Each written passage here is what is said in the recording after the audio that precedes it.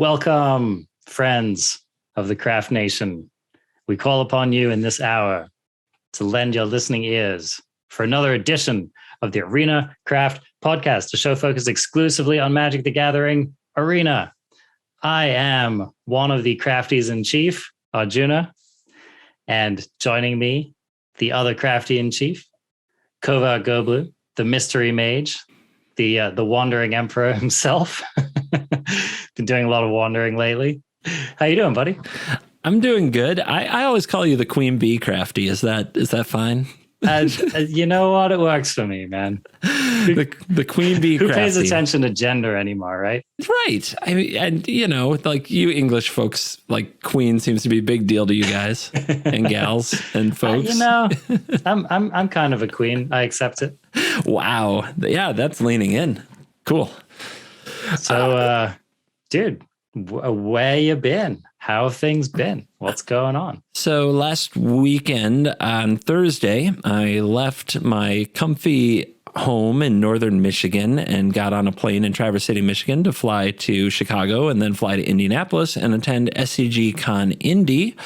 I didn't go to compete or anything of that nature. I was just going to meet fans, and just because I try to give people a little extra on this show. The behind the scenes is I'm not sure what the best way to meet my fans are. I've definitely grown a lot since the start of COVID. I think that if in 2019, if I had gone out, I'd be surprised to meet two people that knew who I was. And now I have no idea what's going to happen, to be honest. So I've tried. I went to MTG Vegas. That went pretty well. Vegas, pretty big spot. I'm thinking about going to PAX East. I'm also thinking about going to TwitchCon. There's also another convention I can't talk about yet, but I'm going to be a guest there. And I went to SCG Con, and I'm kind of experimenting with where I can meet the most fans given distance, time, and investment, because I do want to get out and meet people, but I'm not sure where the right venue is. SCG was interesting because it's traditionally a very entrenched, spiky audience, but they're entrenched in like competitive play and paper formats like Modern and Legacy. So I didn't know if anybody would know who I am. So trying to figure out where the right place to go is. And it was good. I did meet a lot of fans. In particular, one fan, we'll give it up for someone who will be known as EK. When my flight got canceled in Chicago and I had no flight to Indy, and they tried to rebook me to a flight Saturday morning, which would have missed half the convention. And I looked into driving. I just put out a tweet asking if there were anybody going to the convention from Chicago, because I didn't think that was a huge stretch. Thought that was totally possible. In 20 minutes, a fan was out the door on their way to the airport. Within an hour, I was in a fan's car who drove me to Indianapolis from Chicago, 3.5 hours south, for those not around the Midwest. And then they dropped me off at my hotel an hour before the flight would have landed. And then they drove back home. Wow. They weren't even going to the convention. That is service, my friend. Wow. Your service to the dojo will not soon be forgotten, EK. That's amazing. What a legend. Yeah. Wow. Really cool guy. I also, I keep making jokes about I did end up hacked up in a ditch. So that's nice too. And I will say that from the get-go, I was like, all right, this person has tried some content before. They have Twitter followers. We have friends in common. I was like, this is going to be fine. There's a paper trail. Yeah. So be careful out there. I'm not saying don't be careful, but there was definitely evidence of this person knows people I know and they're probably fine. Very cool. I've had nothing but good experiences catching rides with people I don't know. And maybe that's just survivorship bias, but another vote for that. Plus, you just get to meet really cool, interesting people, right? I'm thinking of survivorship bias as a really bad phrase for this specific situation. Yeah, you never hear the story from the one hacked up in the ditch whose body is never found, do you? That was another life. I've left that all behind me now, right? So, well, that's cool, dude. I'm super glad that you've been getting to meet folks and getting out to travel and enjoying the cons and all that stuff. Really rad. As for myself, I wanted to just formally say for all the crafties who expected an episode last week and didn't get one, and especially people who maybe don't follow the podcast account, i.e. me on Twitter, we did not record a show last week. And you know why, CGB? Because my timing was really bad for taking a trip. I mean, that contributed to it partially. But the actual reason was that it was the first time, literally the first time since I've started playing Arena, that I just didn't want to talk about it. I just didn't want to talk about Magic Arena. I was done, dude. I was over it. So I want to hear like the reasons, and I'm sure there are a few. I know that Thursday I was in an airport and I was watching the weekly MTG Arena economy stream on my phone. And I'm curious what played into it, but that's the first thing I thought of when you told me that you didn't feel like talking this week. Did that have anything to do with it?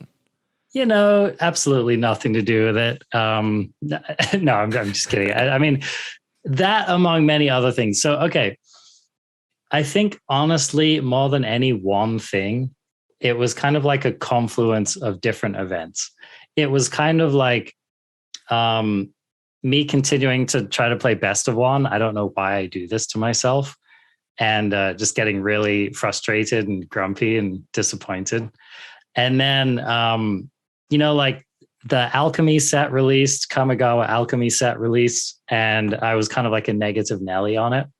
And then I finally kind of talked myself into it, and I was like, all right, let's try it out. And I crafted some of that bamboo dude, crafted the mythic ramp snake. And within 45 minutes was just like wondering where I'd like ripped up all my wild cards to and what I was even doing with my life. So that was like a rage quit. And then this economy stream comes along, and they're basically like, Magic Arena community, we have plans for you. Stare straight into the camera and enjoy our little plan that we put together for you. And then we'll just like give you a little bit more of our little plan that we have going on here. And then everyone will go home and be happy, right? This is a moment where the YouTube viewers are getting a little extra. They're getting something a little extra here on YouTube. So sorry to the listening audience. Maybe I should describe it. Arjuna has now put the middle finger up, both middle fingers directly into the camera. I'm feeling a little targeted, but I know it's not for me. But I've never seen this. So it was basically the corporate equivalent of go suck it arena players. Felt that way. Dude, and I mean, and honestly, like, okay, me, I'm not like the most kind of economy complaining person. I think on this podcast, we have both established ourselves as people who just kind of have gotten with the program, right? And we're just kind of on board, and we're just like, all right, we're going to do this because this is the way it is. We're not going to waste too much time thinking about it, right? Yeah, we're buyers, and we try to leave the complaints mostly on the side so that we can make a podcast that we would enjoy listening to, which is talking about mostly cards, decks, and not specifically the economy every single time. Because we totally could, but it's not what we want to do. Absolutely. I mean, it doesn't interest me, right? Like, exactly. Myself as a consumer of content, I already know that the economy sucks. I don't need to listen to like someone that I enjoy talking about it, right? But it, more than anything, it just really felt like a slap in the face, and it really kind of made me falter on my commitment to the platform, right? And honestly, I just thought, how can you be so bad at running a business? Like, I mean, I made a tweet. I mean, there are a lot of tweets that went out about it, right? I posted to Twitter my timeline, and I zoomed out to try to capture all of the tweets because it was like 30 tweets in a row, and they were only about the arena economy, right? And so like if you can see it, it's just like this epic, super tall JPEG. I had to zoom out to like 50% in my browser to capture it all. I'm going to try to summarize it because like some people might not know what it was if they only listen to us for the news. How would you summarize the arena economy stream? The middle finger. Okay, got it. I would summarize it as they said they were going to do a stream discussing the arena economy, which got people excited about potential changes that could happen. When you even open a door and say you're going to do a stream about the economy, it makes people believe that maybe you found improvements that can be made, or some way to make new things like Alchemy more affordable or something. And I believe I would describe it as they used it as a way to promote products that shouldn't exist. For example, $49.99 for 4 mythic wildcards and 12 rare wildcards when you should just be opening packs for that price.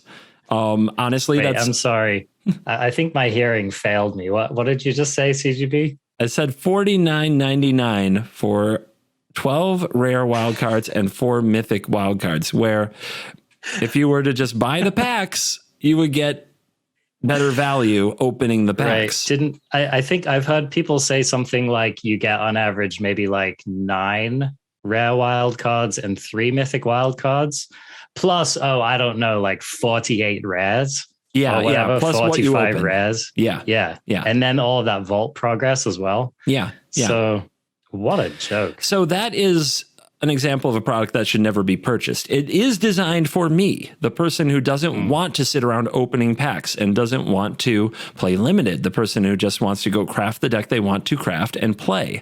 But I can never buy it because I will know I'm a moron, because I gave up all that value. So I'm going to keep sitting there clicking packs and trying not to accidentally press that particular bundle in the store.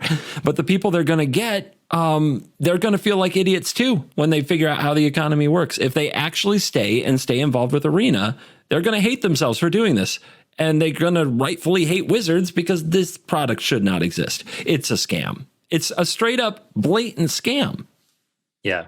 I mean, and it's kind of like, it blows my mind that they think that the kind of person who would care that much about the platform to be spending $50 on a product on it wouldn't figure that out, right? Like, I mean, it's like that is aimed directly at entrenched players who know what they're doing, right? Yeah. Or I don't know, I guess maybe there's just like literal, new to the game, like naive people with a lot of cash to blow who, they might kind of scam. But exactly, just like you said, those people are going to turn around in a few months and be like, wait, WTF was I spending my money on? Right. Yeah. So, yeah, I mean, it's a total non sequitur. Like it literally just doesn't compute for me that they would think that was a cool move. Certainly not at that price point. It's like, cool. If we're talking about like half the price, sweet, cool incentive, but like it just, I don't know where they get off. I literally don't know where they get off with stuff like this. Yeah, there's a few other changes, like they made a mythic guaranteed pack for 1,300, which I guess is good if your plan is to open packs until you collect the full set and you run out of rares, which totally happens. But I usually just don't buy packs after that, so I don't know who's running out there getting these either. And then there is the change that I noticed in the update, which is that if you play the Alchemy events, you get Alchemy cards for rewards. Now, I don't think they talked about this on the stream, but that's actually an important change to the economy because you can play things like Alchemy events and collect Alchemy cards, which you couldn't do in the past. So like the bulk of the stream, though, I felt was they would come up with like a legitimate concern and make like the worst excuse I've ever heard for why it's not like why they won't do it. And the biggest reason I kept hearing over and over again is there's just, there's something about opening booster packs, man. We just wanted people to really love opening booster packs and open booster packs. It's like Christmas every day when we open booster packs. And like there was a lot of jokes in chat and people I've talked with since then. It's like, do these guys just, this must be how they take their paycheck in booster packs that they can open. But there's such a big difference between opening a paper booster pack with a ton of variations of foils and alt arts and cool things in every individual set and opening arena pack where it's a countdown till you open gems and then you don't care anymore. And that's if you're a whale. The rest of the time it's, well, maybe one of these cards might be playable for me somehow, but it's usually within about, 10, 20 packs. You're just clicking just to get the wild cards. And they solved it by offering you a bundle you should never buy. And I don't get it. If opening packs is so great, why do they need a bundle? They know it's not great, but they still defend like everything around the economy and the acquisition model being through opening packs by it's so much fun to open a pack, but they know it's trash. It's double talk. It's double speak. Absolutely. I know. I feel like most arena players' experience of opening packs is like, did I hit another Wanderer? No. Did I hit another Wanderer? No. Did I hit another? Oh, okay, whatever. You know, it's like insert whichever like chase card that you don't have a playset of that you want to be playing with, right? And like that's really like what people are thinking when they're opening their packs. And of course, you know, you always seem to load up on like 4 of the crappiest mythic in the set before you hit any of the other ones you're remotely interested in. Or you hit all the rare lands in the cycle except the color you play. Exactly. That's what I'm saying, man. So, I mean, it's just like, it's pure feels bad. And you're right. I don't even know, like, there's like 2 inches of my monitor that I even look at when I open packs. You know what I mean? It's like, as far as I'm concerned, the rest of the pack doesn't even exist. Like, who cares? Who bothers? Right. So yeah, it's so strange. And the thing that really got me was when the question came up, like, why don't you include codes in your regular booster packs for arena boosters? And the guy said something to the effect of, yeah, well, you know, like not every paper player plays arena. So, you know, we just figured like, why bother? And I'm like, isn't the entire point of the arena client that you would like every single paper player to be playing the arena client? Like what better way to transition your main audience for the game, which is people who've been playing paper over the last 30 years, 25 years, to like get them on your digital client as well. Like I literally, it boils my blood. He said, we don't want things in the packs that would be useless to some amount of the player base that they wouldn't use. That's what was paraphrasingly said. Oh, you mean like tokens? Like the little advertisements for FNM? Like the little explanations of what the different formats are? Like all the draft chaff? Like basic lands, like everything, like Magic has so many ways to play and experience it. Everything is like useless to someone and useful to someone. And that's why there's a backup economy around Magic. They don't want any kind of a backdoor economy around Arena. They don't want people selling these codes online for lower price than they can charge in the store. That's what it boils down to, but they won't say that. They're going to say some absolute doublespeak that makes no sense to anybody. Yeah, it's just like, it frustrates me so much because I feel like that's such a like level 1 take, right? It's such a kindergarten take on the entire possibility of the integration, right? And so like, I'm like, sure, maybe you don't just like, you know, like people have suggested, for example, having a 1-for-1. You buy a pack in paper, you get a pack on Arena. I can see why Wizards wouldn't want to do something like that. There are various reasons, right? But like figure it out. I mean, you have an entire building full of smart people who have literally spent like 2 decades figuring out how to monetize this game, right? I'm not saying that it's just like easy, but I'm saying like you have the skills to do it. And so whether it's just like any other aspects of opening a pack where you don't know if you're going to get an arena code or not, right? Maybe you get 1 and 3. Maybe they show up about as often as like these sexy Kamigawa full art lands show up, right? Maybe there's some other criteria for it. Maybe, you know, you're more likely to get one in a pack with a crappy rare in it. I don't know. But like, there are just so many ways to implement it, which aren't just like some totally half-assed non-response. Yeah. So, yeah. And these are just a couple of the things, by the way, Crafties, like CGB summed it up pretty well. It was just like, it was like a long list of well thought out questions that have been around for a long time. And an even longer list of just completely milquetoast, awful answers. And this is what I want to know. Like, why would they even elect to do this if the answers were going to be so bad? Like, I don't understand how this got like the rubber stamp of approval to actually go live with it?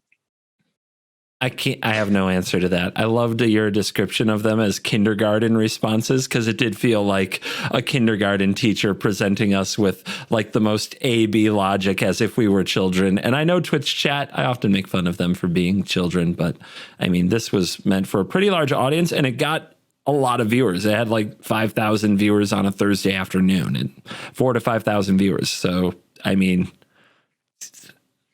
what? Yeah. You had nothing. Wow. It's and more than anything, again, it's not that this is going to hit me hard in the wallet, because it's not, Crafties. It's really not. I'm not the person who like ultimately needs to be upset about this. It was just so disrespectful, and it was so nearsighted, and it was so poorly thought out, and it just really shook my faith in the ability of the team to make a product that would have like broad appeal. And, you know, I thought you summed it up so well in your precursor tweet, where you basically said something to the effect of like, Wizards, you have two options. You can make the next big thing, or you can, what was the other option? I called it, you can make Arena a niche product for whales, or you can take a shot at being the next big thing. Yes. Yep. And the economy is what it takes. It's what determines whether or not this will happen. Yeah. Yeah. It's like, you know, people know, right? People on the street know that MTG is like the premier CCG, right? People playing Hearthstone know that if they want to play the most competitive, the most intricately designed, the best CCG that exists, they can come over to Arena and play Magic, right? That's kind of the general consensus.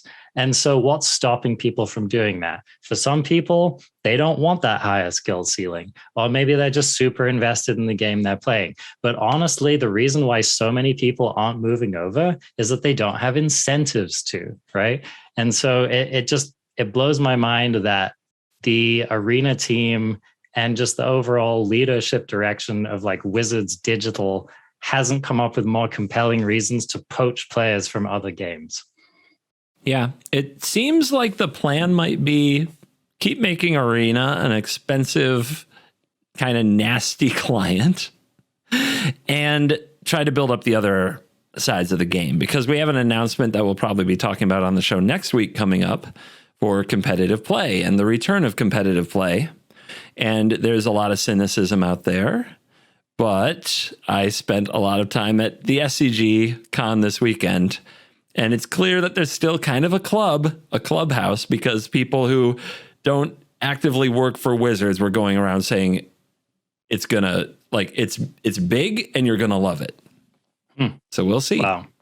Okay. People Let's hope. I would expect to be very cynical were saying this. All right, cool. I mean, let's hope, you know, because here's the thing. One thing that Wizards does have a track record of is like successfully having an organized play experience, right? And successfully creating competitive tiers that many people were happy with for literally decades, right? Yep. Until the MPL, that was a great track record that they had. Yep. Yeah. And it's not like it was ever perfect. There were always complaints and whatever, you know, but it was kind of like, it's such a stark difference, right? Like before it would be the occasional person on Twitter complaining about X, Y, or Z, you know, and you get like a little buzz around it, whatever. And now it's just like you go down the list of heavy hitters in the game and they're all making these like absolutely doom and gloom kind of proclamations about it, because it's just such an inferior system and such a disheartening conversation around it. So I mean, let's hope that William Huey Jensen and the team are really like here to pull a rabbit out of a hat. If anyone's going to do it, he's going to do it, but he's going to need backup. And so let's hope the backup is there.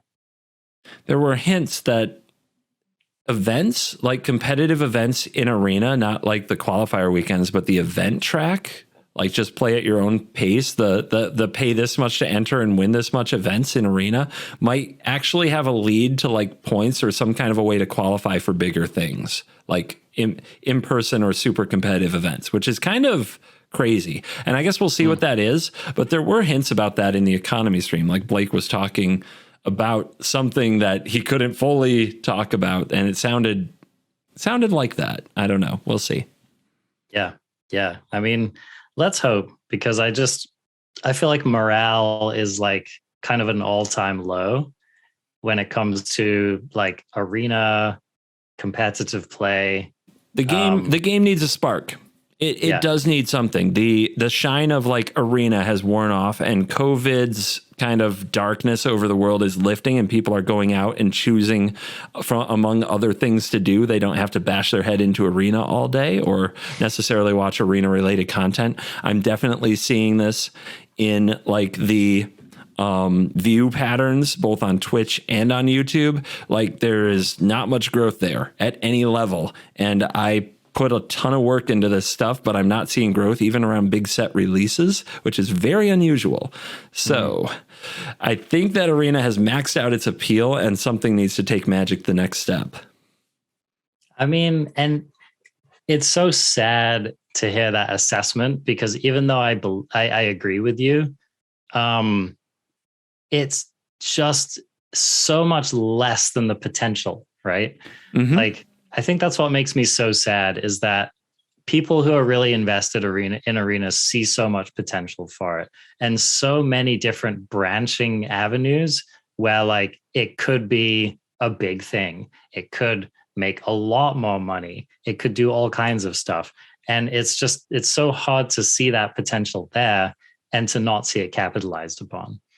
I'm sorry, finish. Well, I was just going to say, like, for example, if you looked at Magic Online, right? That's like an oft criticized platform, and the criticisms are legitimate.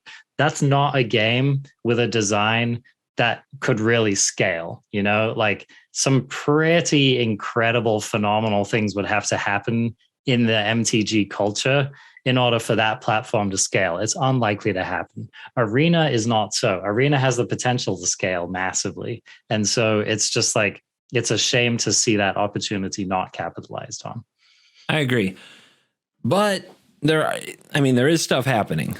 It's hard to tell what's going to really hit, but they are continuing to do things that on one hand, their enfranchised player base is not asking for. But on the other hand, we don't know what kind of impact this is going to have. In this case, I was reading the announcement today on stream about Commander Legends Baldur's Gate. And I thought I was watching just a preview for a paper set, because that's what all the Commander Legends have been before. And I read Commander product, and I immediately assume it has nothing to do with Arena. And then like, I think it was Jeff Hoogland who like made a tweet about something to do with Baldur's Gate and Arena. And I was like, wait, what? And yeah, you watch it. They are releasing a set of Commander Legends Baldur's Gate. It's going to be a set. It's going to be on Arena. It's going to be draftable. It's going to be like 360 cards. Whoa, really? Yes. Wow. And it's going to be Alchemy legal. Alchemy okay. legal, not standard legal. Alchemy and historic legal. Which is like, so they're making a major set release on Alchemy only. That is a statement.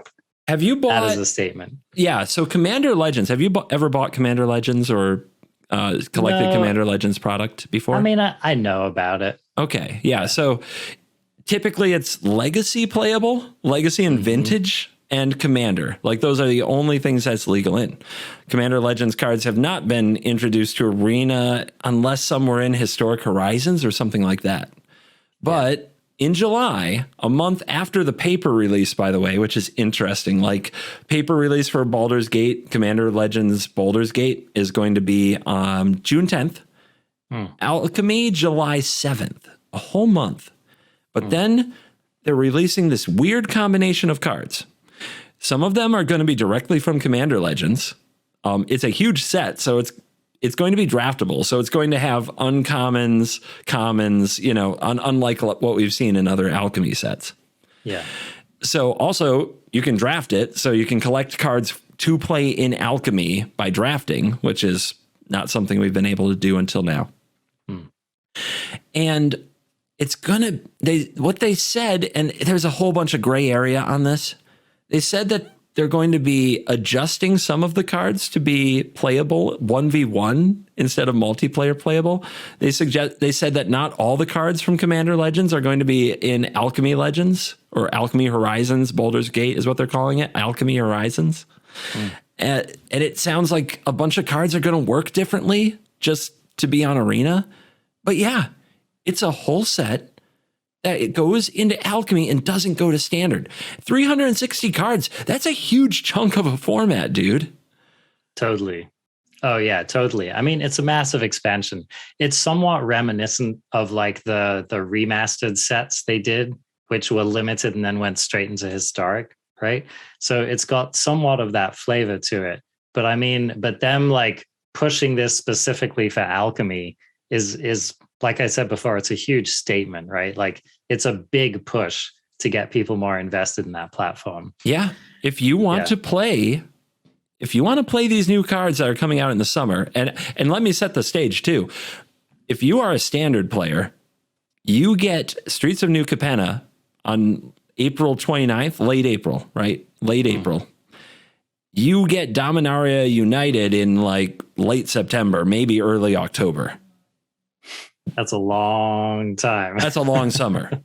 Yeah. That's a long summer without new cards in Standard. We speculated that they would need to do Standard 2023 and launch it in the summer. They might not now. They've got a whole set that they're going to put into Alchemy, and they're not changing Standard during that time probably at all, but we'll see. Maybe something gets banned, but maybe not at all. Usually in the summer, we don't see many bannings. Yeah. Because it's just not very active. So if you're a player on Arena, do you want to play the same Standard for the next like 4 months waiting for new cards? Or do you want to see this whole new set that everybody's super hyped about? Because let's face it, Commander, even though we're the Arena Craft podcast, we haven't had much to talk about with Commander. It is the most popular way to play Magic. Commander Legends sets sell. Like they fly. Yeah. And there's going to be cards from those sets on MTG Arena if you play Alchemy. Or Historic. Historic's hard to get into too. But Alchemy, like I just can't, it's going to be hard for Standard players to chill out, and just wait for the next set and say, I don't touch that Alchemy stuff. As much as they hate it, there's going to be cards, like a lot of new cards. Dude, and powerful cards. Like, probably. These like, okay, Commander is a powerful format. And like these Commander Legends, like sets, they always have big, heavy hitting cards in them. And not just like memey, splashy commandery cards either. Like they put some serious sauce, like you were saying, some of these cards end up seeing play in Legacy and whatnot. So I definitely expect that they're hoping that's going to be a huge draw to the format. It's also, though, here's the interesting thing. Okay, so I'm sure that there were plenty of people who are reading the announcement who are just waiting for like the hint of multiplayer on Arena. Yeah. Right. Because I mean, anyone who's paying attention would know that would be the next big thing in digital Magic, was for Arena to like have an actual Commander format where you could actually have like more than 2 players playing against each other at once. So they've kind of basically said that that's not going to happen with this release, but I still think it's interesting to speculate about like what kind of a bridge it could potentially be drawing towards that. Because I'll tell you what, if there were one thing that was going to pull Arena back, it would be that. Yeah. The casual audience, giving them a reason to play Arena. So when I go to Commander Night at my LGS, and I guarantee most people who play a lot of Arena have had a similar experience. Magic is already a different language, but we assume when we go to play Magic that we're going to be speaking a similar language to the other people. But if you're an Arena player and you go to Commander Night and you've mostly bought like cards from like Standard in the last couple sets, like I have basically since Eldraine started collecting again, I have never heard of these freaking commanders people talk about. If they talk about Corvold, I'm like, oh, thank you. I know that one, Yeah. But they keep saying names and I'm like, what's an Atraxa? I had to learn that. Like that one I do know now. And obviously I can't think of the names of the ones I don't know. But they're always like, oh yeah, I play this, I play that. And I look these cards up. What are they from? Every time. Commander Legends. Yeah. Again and again and again. They're in these Commander Legends sets that I've tried really hard, mostly to ignore, because there's so many cards and they're so wordy and there's so much text, and I don't play nearly as much Commander as Arena, so I haven't collected these sets, but people love them, and it is like a different language. And if their favorite Commander is on Arena, maybe they have a reason to go play Arena. Crazy to think about, but there you go. People identify by their commanders. And if you get their commanders onto Arena, you've got a better chance of getting them to play. So this is that example, something I don't think anybody asked for. It sounds ridiculous and a bit crazy because Alchemy is already weird, and it's going to be so much weirder than Standard now. But maybe it gets people involved, and maybe people coming in from the casual audience are playing Alchemy and not Standard, and maybe all the Alchemy haters in a few years are going to be like, what happened? How did this format get so popular? Well, they can play their favorite commanders in it.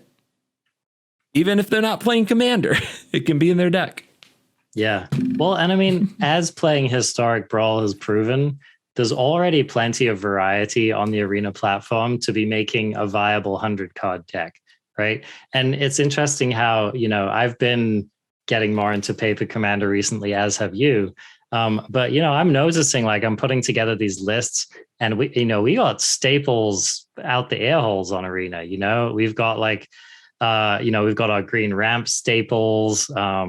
We've got like powerful blue counter spells. We've got stuff like lightning bolt. I mean, there's enough there, right? And of course, it's only going to be an increasing card pool going back. So it's not like we need to have a workable analog of the whole Commander format, which is obviously a dauntingly massive project to get on Arena. But like, people would play it. Like right now, if people could play 4-player Historic Brawl, aka Arena Commander, people would be doing it. Oh, and they need it too, because if you've played any Historic Brawl, it's Scoop City. They need the balancing mechanism of like, we team up on the person who got too far ahead. Like, absolutely. It needs it. Oh, I know. No, it's true. It's like if the opponent plays like a mana rock that makes 2 mana and you don't have one, you basically just lost the game. Right? Oh yeah, people scooping to Firemind's Vessel on a regular basis. I played Historic Brawl yesterday on stream for an hour and 40 minutes. How many times do you think over an hour and 40 minutes with Jingataxis as my commander, how many times do you think I dealt lethal damage to my opponent? Well, I cheated because I actually watched that stream. So I know the answer, and that was a fat 0. 0 times. I went 16-8. I don't know if I even damaged my opponent. I have to go back and watch the footage. I might have never attacked. No, you didn't even reveal a win con.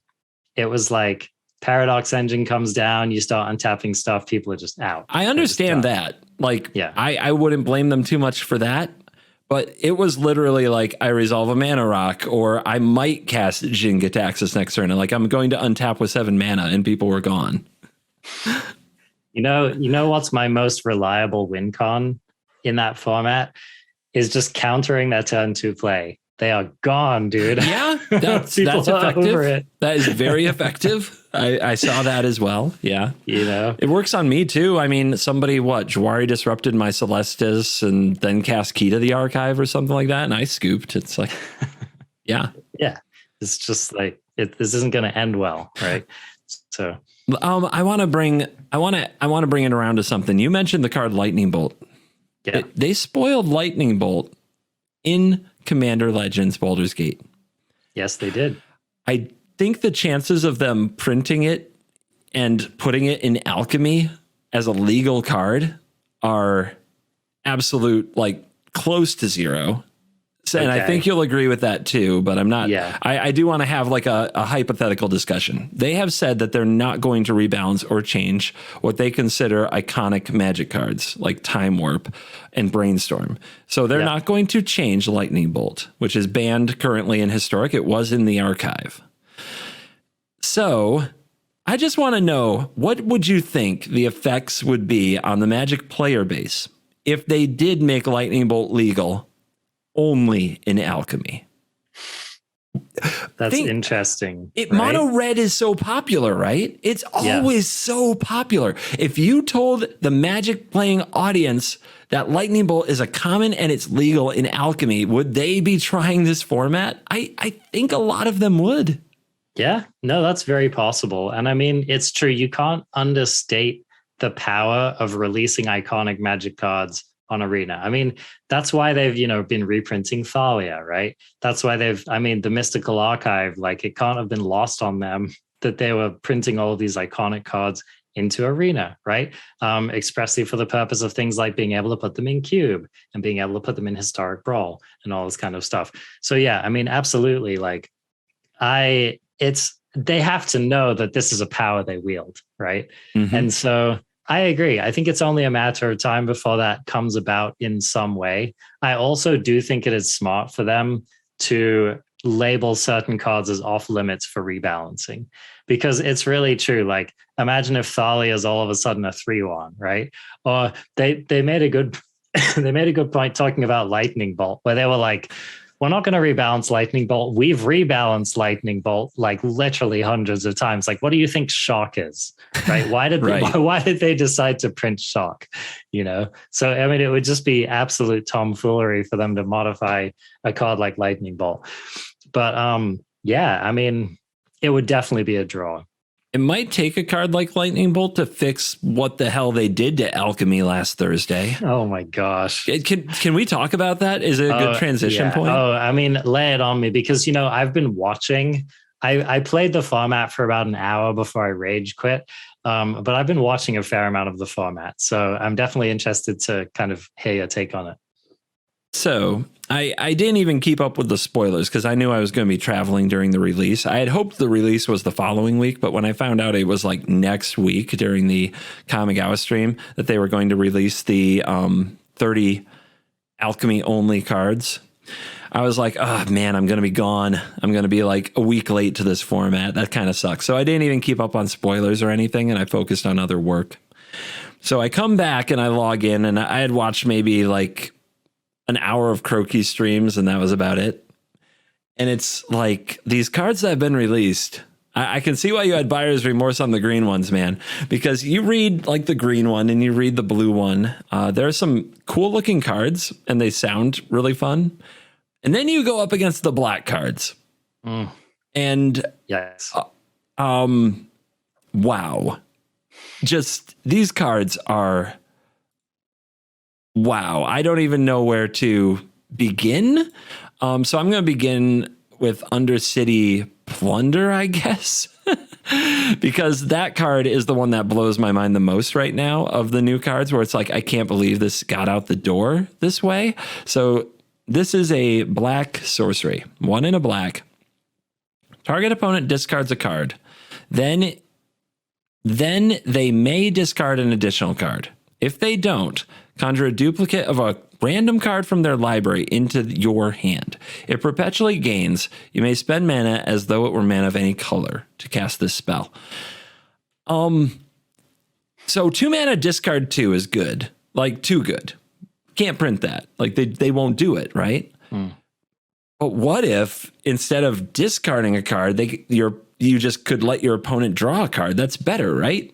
That's somehow better.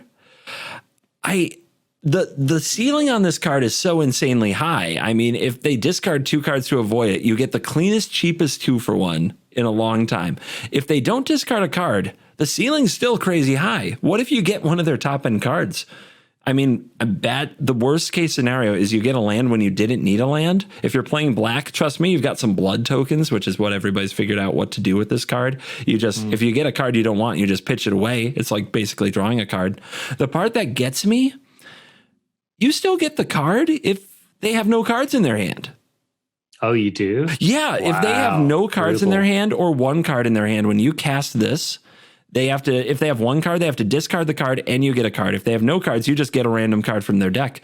So it's never dead. It doesn't have the discard drawback, which is you draw it after you already made them discard too much and you just have a dead card. Like, doesn't happen.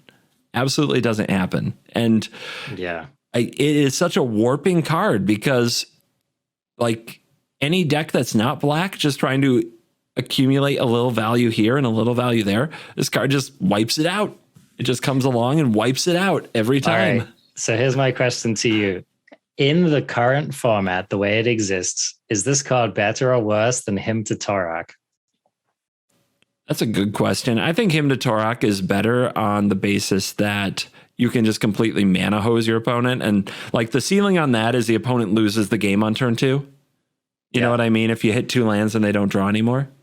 So the ceiling on Undercity Plunder isn't you win the game on turn 2, but it definitely feels like a card where the person who draws more of them shouldn't lose. Well, and here's the thing, though, is that like the thing that really stood out to me is that Hymn to Torok like falls off pretty quickly in a game of Magic, especially against an aggressive opponent, right? Yeah. Whereas Undercity Plunder does not. So Undercity Plunder is a lot more likely to win you the game on turn 6, right, than Hymn to Torok is. It's also not a mono black card the way Hymn to Torok kind of has to be or close to, right? So anyway, its floor is higher than Hymns is kind of what you're saying. Yeah. I think so. Yeah, I think so.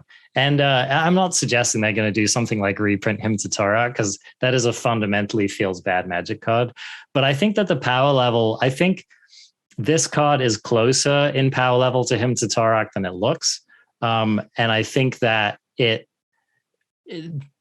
difference of it not being random and your opponent having a little more agency takes away some of that feels bad. But I agree. I mean, this card is like busted power level.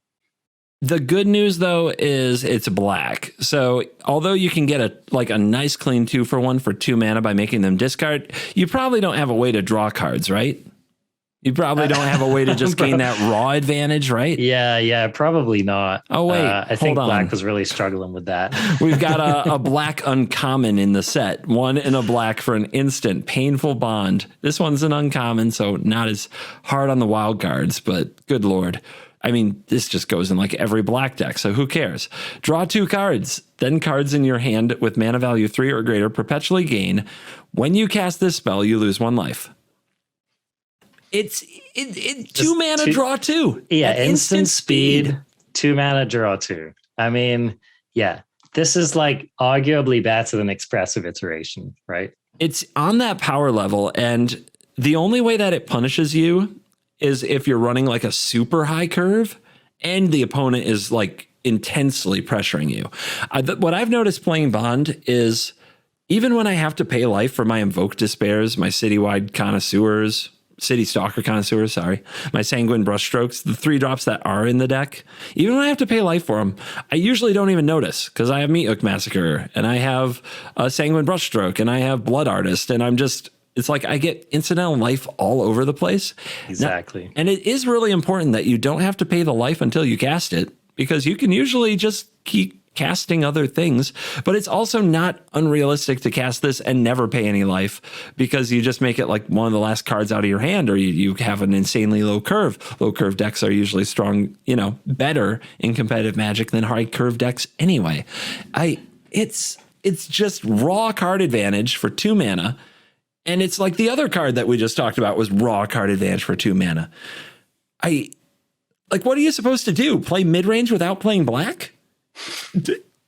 I don't think you can. Especially since some of the other top cards in the format are cards like City Stalker Connoisseur, right? Which is just like another card advantage machine, right? I mean, that's a card that's like another essentially basically a 2-for-1 that also somehow makes a blood. So it can end up being a 3-for-1, right? Yeah. A 4 mana, get the biggest card out of their hand, usually the best, and trade with something because it has Death Touch. And that card really, it was shining.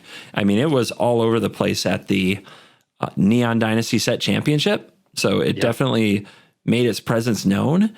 And now it has this team of just endless raw card advantage. And I don't know how you're supposed to compete with it. I was playing like blue-white, and I have like 4 Memory Deluges and 4 Behold the Multiverse. It didn't matter. I'd draw 2 cards. I'd have to discard them the next turn, or come up with a counter spell, which you don't want to counter these because then you can't counter their big plays. And then they invoke Despair and they just draw 3 and you lose 6 and the party continues.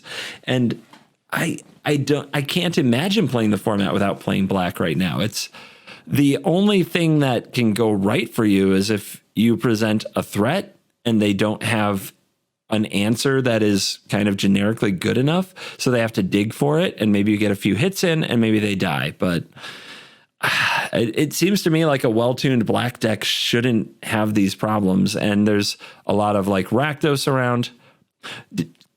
I want to talk about this for a second. Croakies this week went 66-4 in best of 3 with Rakdos.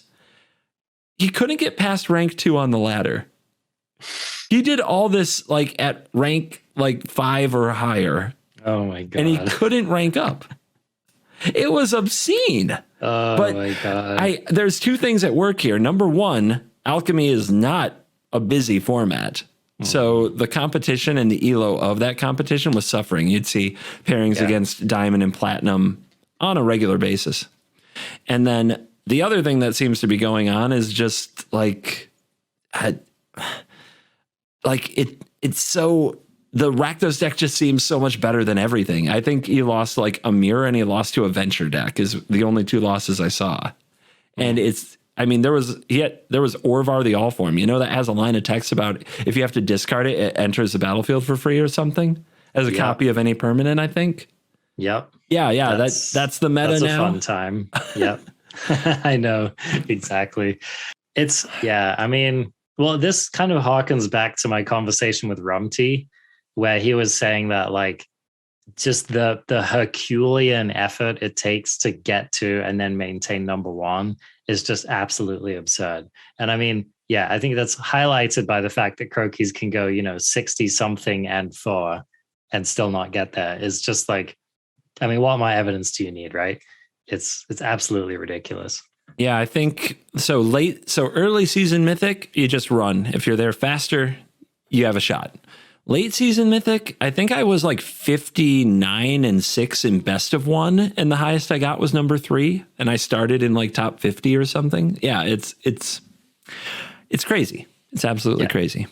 Yeah, and it's like, once you get to that point, you have to do something like win 90% of your games consistently for like 30 matches or something if you want to secure number 1. It's just unbelievable. Yeah, pretty wild.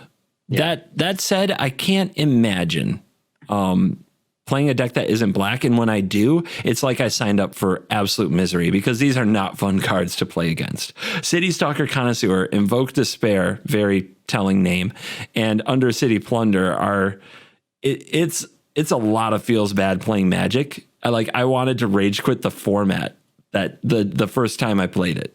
Like that first 2 hours I spent playing Alchemy, I was like, I never want to play again. I want to retire from Alchemy. Why would I ever want to do this? Yeah. Welcome to my world, right? Yeah. I'm here like trying to get down snakes on turn 2 or whatever, And meanwhile, my opponent's either just, when I knew that it was just not going to be a format that I was going to be playing, I lost to Eliwick Tumblestrom.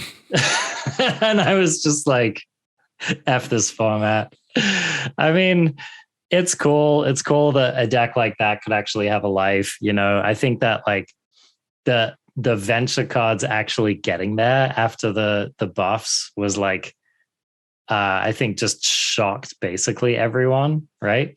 But it's also, I think that the prevalence of the venture deck somewhat highlights why they were so conservative on that mechanic in the first place, because it's actually like a fairly maddening mechanic to play against if they get to keep doing their thing, right? Like the amount of like that feeling of, oh, I can just never catch up, or that feeling of like my opponent has access to a resource that I can't touch or mess with in any way, right? Like that sinking feeling of like, unless I literally counter my opponent's next venture card, or like, I don't know, it's just like gives this raw inevitability that's so hard to deal with, right? So anyway, I was just playing against like stupid City Stalker decks and stupid venture decks. And I lasted about 45 minutes. Yeah. If there's one thing that's so fun about Magic, it's just top decking, right? Just having your hand taken from you and hope that you don't top deck land so you get to keep playing Magic.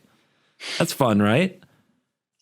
And give me a moment to complain about the snake. Forceful Cultivator. Okay. What's it do? All right. So Forceful Cultivator, 2 green, 2/3, Mythic. Mythic, by the way. Mythic, by the way. Costs 2 generic less to cast if you have no lands in your hand. And when it ETBs, you can search a library for a basic and put it onto the battlefield tapped. Okay. So I read this card, and me being, I'll give myself a little credit here, a very experienced ramp mage. I looked at this card and I was like, this card seems really bad. Like really bad. But they made it mythic. It's like, it's the green mythic of this set. Yeah, it's and what so you have. And I was like, you know what? I'm going to give this a try. They also printed this bamboo cultivator or whatever that thing's called, which is kind of designed to help you get your value out of the snake, right? Yep. So like you play a bamboo dude on turn 1, you hit another land drop, on turn 2, you hit another land drop, and hopefully by then you've emptied out your hand, you get another land from your snack. If that happens, yeah, you're riding high, you're doing exactly what you want to be doing. In every other scenario, yeah, let's talk about those every other scenarios. I have never, ever played a ramp deck that made me want to not draw lands. All right. The entire point of a ramp deck is that you want to keep drawing lands so you can make your land drops. Okay. So you have these hands. It's like 2-lander with a snack and anything else. And you're like, snap, keep, this is going to be great. And then like on turn 2, you draw another land. And then you're like, wait, does that mean that my snake is just really like this awful, awful card? It's not, at that point, it's not even as good as a Quandrix Cultivator, right?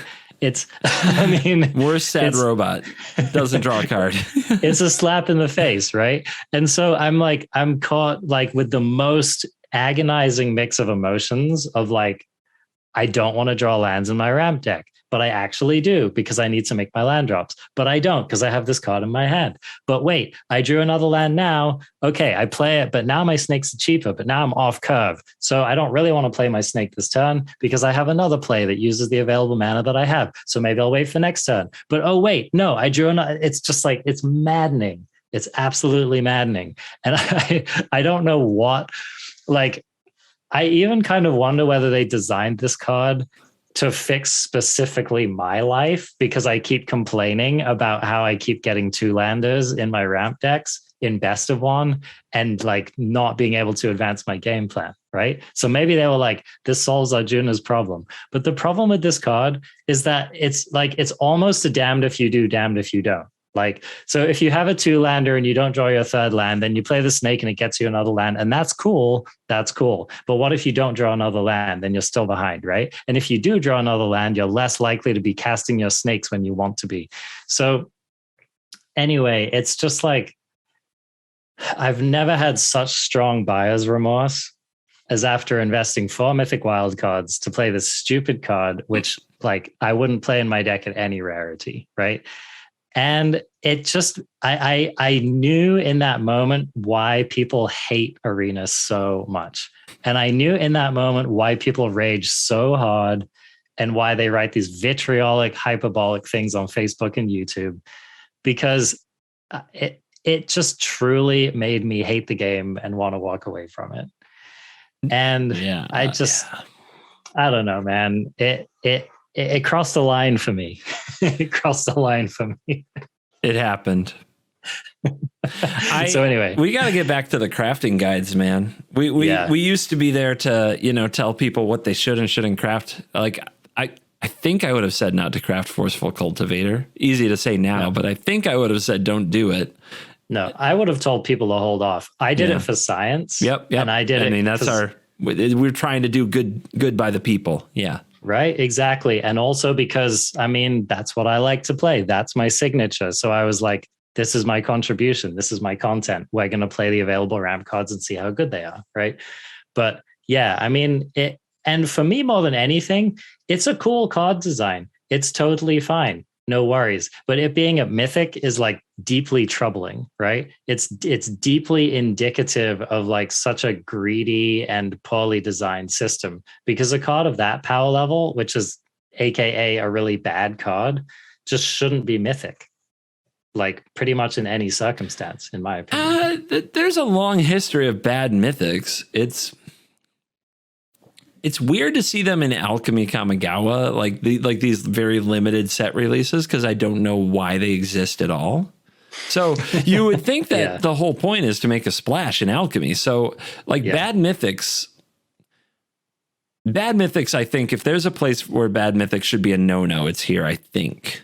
I it doesn't make a lot of sense that you only have 5 mythics, one of each color, in a supplemental set released specifically for a format that's supposed to be in fast motion and interesting, and they're bad. So, I mean, maybe the rebalancing I picture the Eye of Sauron of rebalancing is going to shine itself on this Forceful Cultivator or this cycle, because it feels bad that these suck. And I'm going to pass that on to this card. Like, I'll talk about the blue one in a second, but I think that's general for this mythic cycle, is that they're not nearly as good as they should have been. Maybe they'll get rebalanced. We'll see. What would this, if this were a 4/4, would you be Pog? 2 mana 4/4, get a land? I'd be more Pog if the cost on the card was 1 green, or like 2 and a green. Okay. Right. Okay. And probably 1 green, because otherwise it's busted if you don't have any lands. But like the most frustrating play pattern of the card is that you keep it with a 2-lander, right? And then you end up with another land in your hand on the turn you want to play it. Yeah, right? yeah. And then you have to wait an extra turn. Yep. So if you can't play it on turn 2, you should always be able to play it on turn 3. Yeah. That would be my adjustment for the card. I'd also like that, because if you don't have a land in hand, it kind of gives you a shot at 4 mana on turn 4, where the powerful 4-drops like Chariot and Ulvenwald Oddity lie. And if you play it like regular with lands in your hand, you go straight to 5, so you can invoke the Ancients. Yeah, I think that just sounds like a much better card. Whereas right now the curve is basically non-existent. You can't curve with this card. It's the frustration you discussed is basically you have no curve. No, it's like you're damned if you do and you're damned if you don't. Yeah. I want to talk about the blue cards. Is that cool? Go for it. Being the blue mage, I immediately tried to Azorius and blue-black this format, and it's been very hard. But I do think that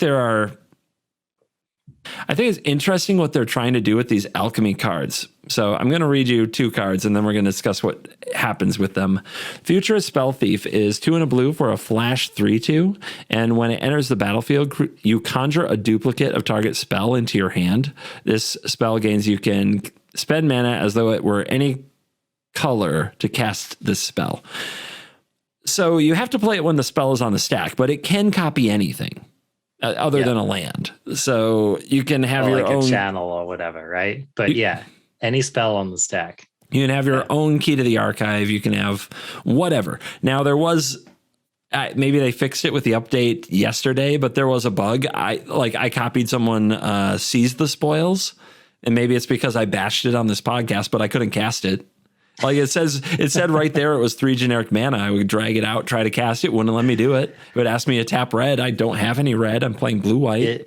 Is Seize the Spoils the one that wants you to discard a card to cast it? Yeah. I wonder if it got hung up on that somehow. Like even if you had the card to discard. I definitely had the cards. Yeah, I planned to discard a card to it. So it was bugged. There was also a perpetual cost reduction bug for Discover the Formula, where it just, like my memory deluge said it was 3 mana, and I would drag it out and try to cast it, and it would ask me to tap 4, and I couldn't cast it for 3. Weird. Yeah. Okay. Good times. Good times. But so there's Future Spell Thief, which can copy like any spell in the stack. There's also Seba Siphoner, which is 2 blue for a 2/2 flash. Oh, by the way, the copied spell goes to the hand. It's not like a fork, you know? Yeah. Like you save it for later. You have to pay the cost later, but it does sit in your hand. It doesn't go on the stack right away. So that's something that I think a lot of people forget when reading this card. Right. Or into exile, right? It's not like waiting in exile for you to cast. Right. It's in your hand. Yeah. It's a perpetual permanent copy. Yeah. Interesting. Yeah. So the Seba Siphoner is the mythic 2 blue 2/2 flash human ninja. This spell costs 2 less to cast if there are no instant or sorcery cards in your hand. Let me promise you, that's like a 1% of the timer for me. When it actually happens, I'm like, wow, I really just had to throw some cards in the garbage to make that happen. Anyway, when it enters the battlefield, you return target instant or sorcery card from your graveyard to your hand. if this Saba Siphoner would die, shuffle it into your library instead. I want to talk about these cards because the play patterns they promote that are, quote, fun, I don't know why these exist. So if you have Futurist, Spell Thief, and Divine Purge, you can just keep like casting your Futurist Spell Thief, copying the Divine Purge, so you always have another Purge in your hand, and it exiles the Spell Thief. So as long as you keep your mana moving forward, it's almost like you have purges again and again as often as you want them. That's so maddening. You quick, like around turn like 6 or whenever you get to 6 mana, you enter this world of endless purging. Like every 2 turns you can cast a purge. Right. It's really stupid. And that's the thing. It's like every cycle it's costing you 2 more mana, but it's costing your opponent exponentially more, like 2 more mana on every card getting exiled, right? So it's like your mana savings are just exponential. Yeah, there's no way for them to win, basically. A lot of decks, like Esper Clerics, for example, just, okay, we die here. But the thing is, you can stop doing the loop when you have a Saba Siphoner, because now you can play the Siphoner, copy that with the Spell Thief, and use the Siphoner to get back the Purge. And now you have another Siphoner in your hand because you copied the Siphoner with the Spell Thief. So you can... I am playing decks, I am not kidding, because of that final clause on the Siphoner that it shuffles back into your library if it would die. My endgame plan is... and it's a 4-mana play, so it doesn't get exiled by Purge. My endgame plan is I'm going to have Devastating Mastery, and I'm just going to keep blowing up my Siphoners and shuffling them back into the deck and drawing them again and casting them again to get more back Devastating Mastery. And I'm going to do this until the opponent either concedes or dies to 2/2s for 4 mana. Oh my gosh. And like what is this play pattern? Is this, dude, what kind of, quote, fun is this? What are we doing? Isn't it reminiscent of like modern or maybe legacy decks where like Snapcaster Mage is the main win con, right? Like, isn't that the idea? Almost. At least Snapcaster, like you kill it, or if you can find ways to kill it. This, you just, shuffle it back in, just get it back later. If they are like crafty about it and they try to Vanishing Verse it and you're like, oh, I'll Fateful Absence my own Siphoner and I even draw a card off it, we'll shuffle it back in. We'll play the Siphoner at flash speed. We'll get back the Fateful Absence. Let me tell you, it having flash, I flash in Siphoner, get back Test of Talents. I flash in Siphoner, get back Test of Talents. I flash in Siphoner, I copy it with a future Spell Thief. I get back Test of Talents, and I have another Siphoner to get a future Test of Talents. Good stuff.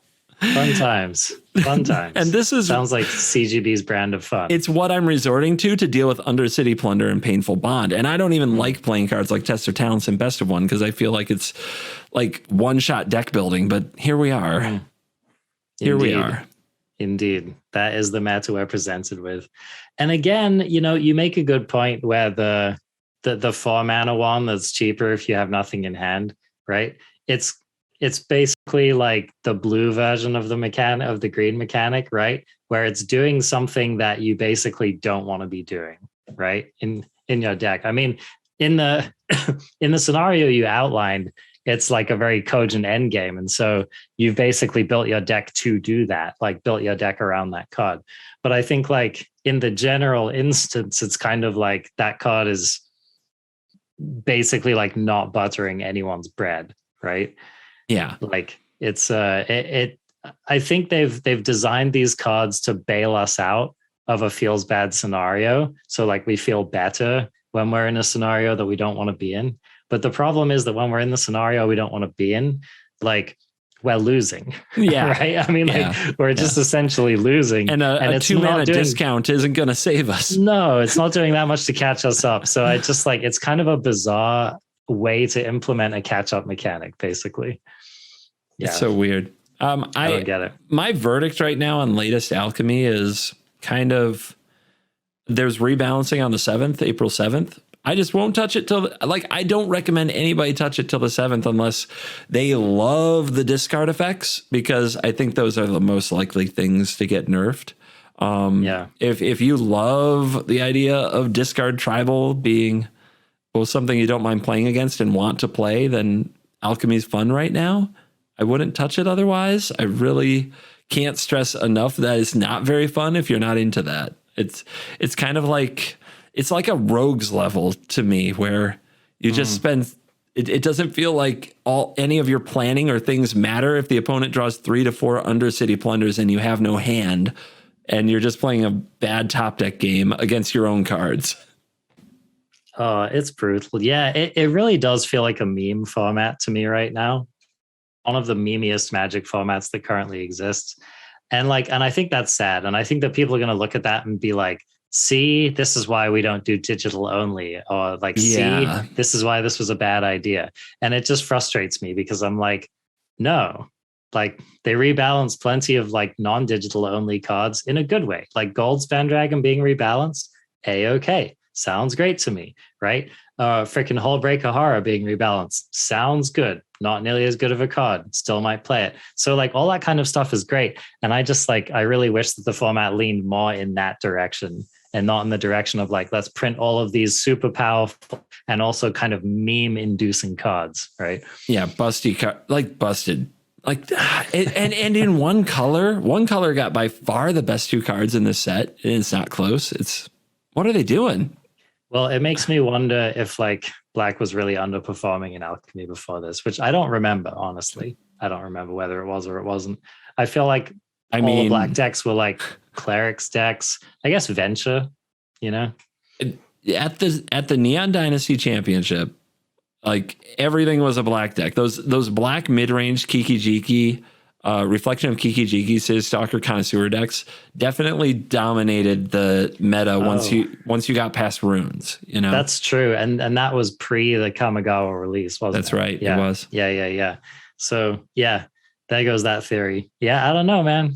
It boggles my mind as well. Yeah. Predictions for April 7th. I think that Undercity Plunder might. They have been. I don't know why they're just cowards about this. They hate adding a mana cost to an item to make it worse.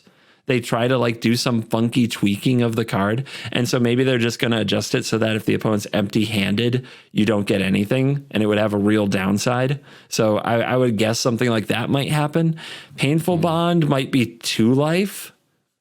Maybe it won't be. Yeah. Maybe they just won't touch that one. Every card in your hand gets the modification. Yeah, that would be fine too. Or 2 mana value 2 or greater, maybe.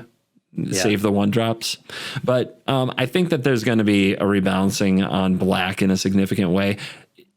They might even do that really obnoxious Wizards of the Coast trick of rebalancing City Stalker Connoisseur instead and Sanguine Brushstroke to try to encourage people to buy the new cards. Yeah. Just kind of make the whole color as a whole a little bit worse. Yeah. Oh man, yeah, that's the Uro argument, right? That's the ban Uro argument, which we all know already rarely works. But whatever, wizards will be wizards. Uro lasted what, year and a half? Oh my god, maybe it was 1 year. Maybe it was 6 months, but it felt like a year and a half. It felt so long, dude. I mean, that card lasting more than a month in the format was just a travesty. But the card that currently feels like Uro to me in Standard is Goldspan Dragon. I cannot believe that Goldspan Dragon is still out of jail free. I just don't understand it. It's an interesting case where you don't understand how much it warps you until you try to play a control deck that doesn't have Goldspan Dragon. It's really hard. It's really miserable. Also, how about Standard? White is insane. I keep trying. I can't help it. I crafted these dragons, dude. They're mythic Kamigawa dragons with dies triggers. I keep trying to build decks around them for the content because people like dragons, and most people aren't going to craft a bunch of these mythic dragons because they don't have the money. So it's fun for them to watch and see how they do. I swear to God, I don't know how many dragons have been exiled over here, but it's getting into the hundreds and hundreds of times my mythic dragons have been exiled because every deck plays white. It seems like every deck has just enough white for that exile, unless it's blue-red. Blue-red is the only other time, and against them, they're pretty good, but they have bounce and they have other ways. That's kind of what you want. If you're playing those dragons, you want to fight blue-red, but white is everywhere. Everything gets exiled, dude. There is no dies trigger.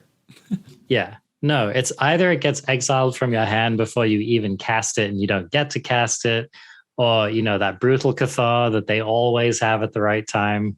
I mean, it's feels bads all the way down, dude, for sure. That's Magic, right? Sometimes Magic is all feels bads, right? It is. I don't know why we have to pretend like it's not a salty inducing game. We can love it and still get salty sometimes. It's okay.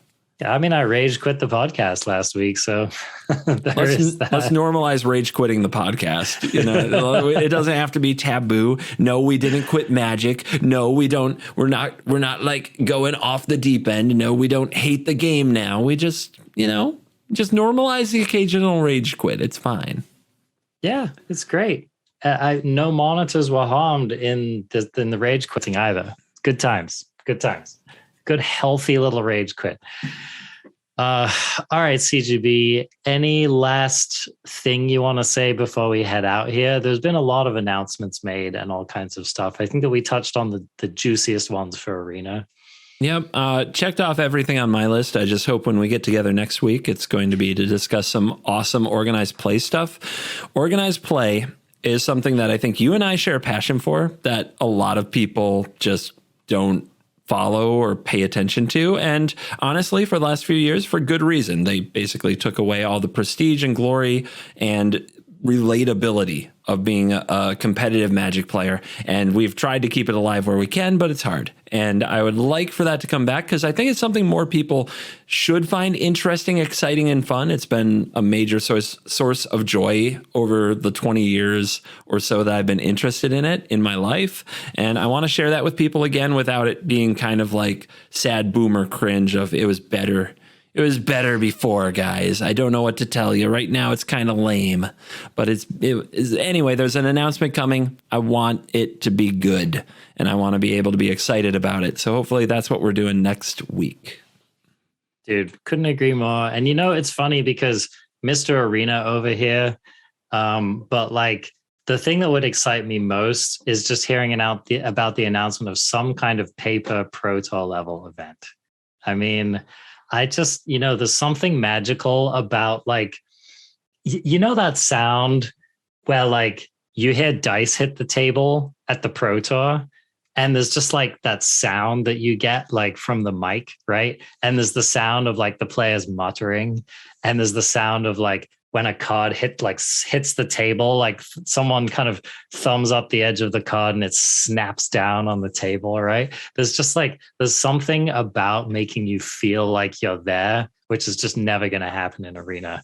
And that's one of the things that I miss the most. It's just not the same, man. It's not the same. Yeah, I think we've just been conditioned by the way that we watch sports in modern times that you take the best in the world, you put them on the field or in a room or at a table, and they duke it out one-on-one.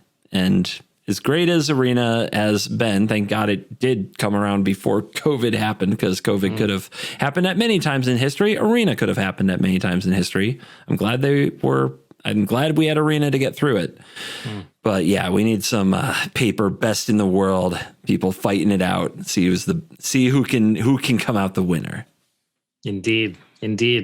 I also remembered final thing I wanted to note before we go out here, which is Pioneer on Arena. Like they talked about it. They talked about it as a thing that they're still thinking about. They also hinted at having a non-Alchemy Eternal format on Arena. So that's a thing that's in the works. And it doesn't, I don't remember whether they explicitly said this, but it doesn't take a genius to put it together that that's going to be the Pioneer format on Arena. So I'm really excited about this. I personally have always liked Pioneer and I've always wanted to play it. And I think that Pioneer has a shot at being one of the most popular Magic formats if they would just support it more. And I think putting it on Arena would be huge, I also think that it would really incentivize people to get their hands on some of the older cards, which I think is kind of an underrated aspect of what keeps Magic's longevity, right? It's kind of like if you like let's talk about Khan's block, for example, printed all of these cool cards, which like some of them, I guess, get played in Commander and some of them get played in Modern or whatever. But there's a lot of cards that are printed in sets like that, which aren't seeing play. And if all of a sudden you're creating demand for those cards, then you have more incentives to reprint them.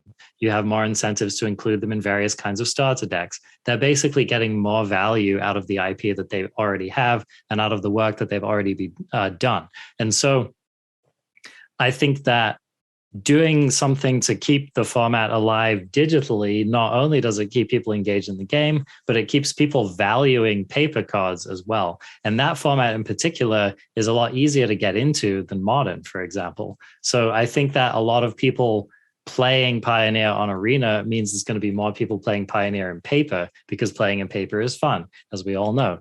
So I personally was really thrilled to hear about the announcement of this. And didn't they have an event as well? They had an event on Arena, which was kind of like Arena Pioneer, so to speak. Somebody called it Pioneer. I was trying to call it Pioneer Light in my chat, and I just kept correcting them that it's Pioneer at Home, because it's all the cards that have been introduced to Arena from Return to Ravnica forward were legal, but like really that's like just it's not very many cards. It's like short about 16 sets or something.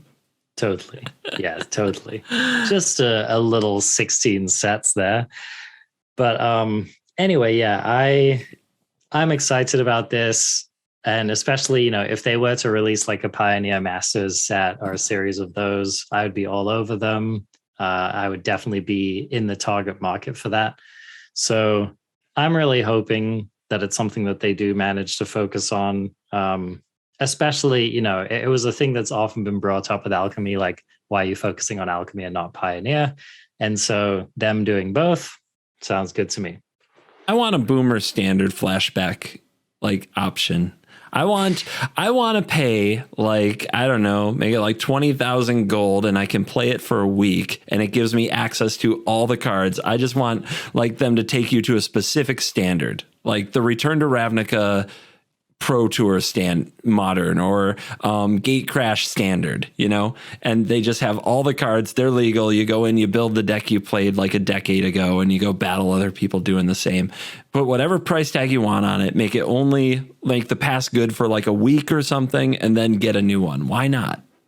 Oh yeah, dude, I'm all about that. I just want to play blue-white tempo and standard with Smuggler's Copter, Reflector Mage, and freaking, what's the blue-white counter spirit? What's that one called? Spellqueller. Yeah, just Spellqueller. Just let us play those toxic formats again to get our fix for a little while, and then let us out. And don't make us collect those cards, because owning them doesn't do us any good. Just let us pay one fee, jam a bunch of games for a while, and then give us a different format, and we'll pay that fee again. Like, seems good. Yep, love it. And when they go back and reprint those sets, they will have the option to do that. So, yeah, many options, many ways to consensually drain the wallet, right? I want to underscore that, yes, Arena, you can have my money, but it needs to be consensual. I need to feel good about it. You need to make me, your date, feel excited to be on a date with you, and not just like lucky to have anyone to go on a date with whatsoever. Yeah, that's how bad relationships go. Indeed. And we're going to leave it there, crafties. Leave it on a high note. Thanks so much for joining us again for another week of the Arena Craft podcast. It's been a pleasure to have you back with us, and I hope that we won't be taking any other hiatuses in the near future. You can find this show on Spotify. You can find us on your podcatcher of choice. You can find CovertGoBlue streaming a very interesting mix of content lately, I must say. We've got reaction streams. We've got like replaying old Pro Tours. We've got watch parties for various competitive events. You can catch CovertGoBlue like memeing around in historic Brawl. Zero WinCon gamer over here. So yeah, it's been a good selection.